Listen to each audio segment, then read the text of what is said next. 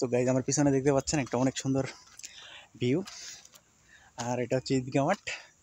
আমি একটু পর ভিতর থেকে দেখাবো কিছু ফুটেজ, মানে আমার কাছে একটু ভিন্ন লাগছে। আমি একটু পর ভিতরে যাব এবং ভিউটা দেখাবো।